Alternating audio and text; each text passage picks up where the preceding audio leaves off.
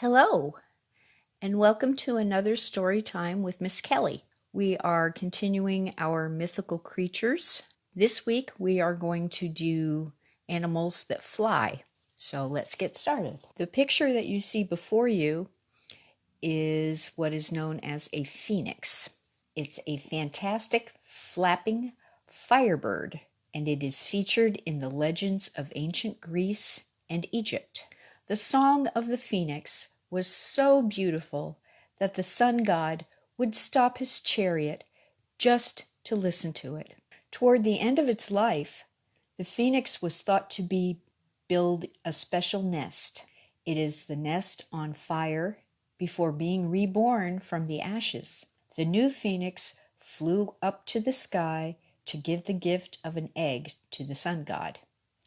This magical bird is a symbol of long life, rebirth, and eternal hope, and it is believed that phoenixes can live for up to 500 years.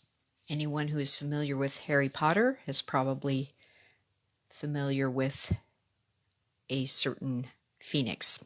Let's go to the next one. This one's a little scarier. This animal here is called a griffin, and the griffin is part of mythology across Europe, Asia, and even beyond.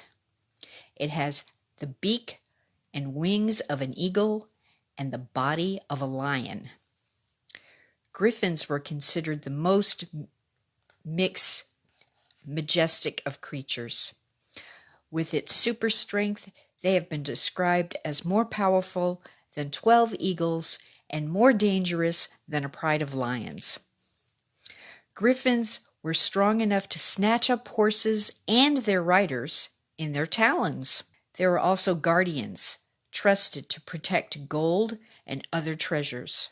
Their strength and leadership meant they were pictured on the shields of medieval knights. You see how awesome they look. Wings of the eagle and those big talons, and then body of the lion. Ooh. Native tribes tell tales of the Thunderbird.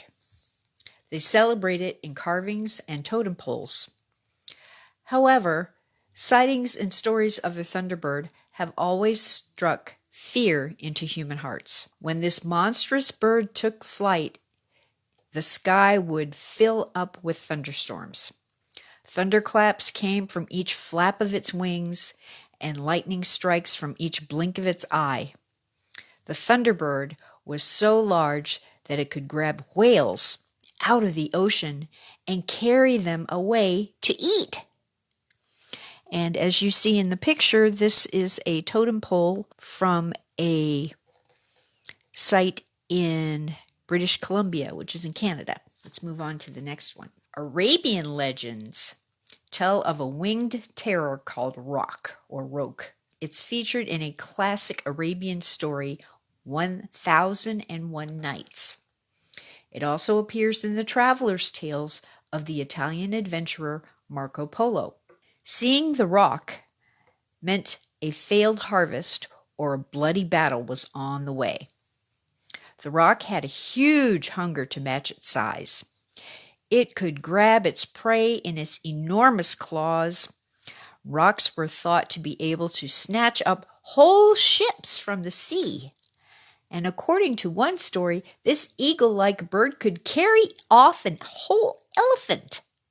That's hard to believe. That is really, really hard to believe. So those are the mythical beasts of the flying chapter.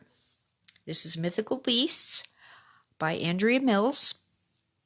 It's a small chapter book, and if you like this video and would like to hear more stories, you can go to my YouTube channel called A Write Perspective. That's Write, W-R-I-T-E, Perspective. And make sure that you hit subscribe when you visit my site. Till next time.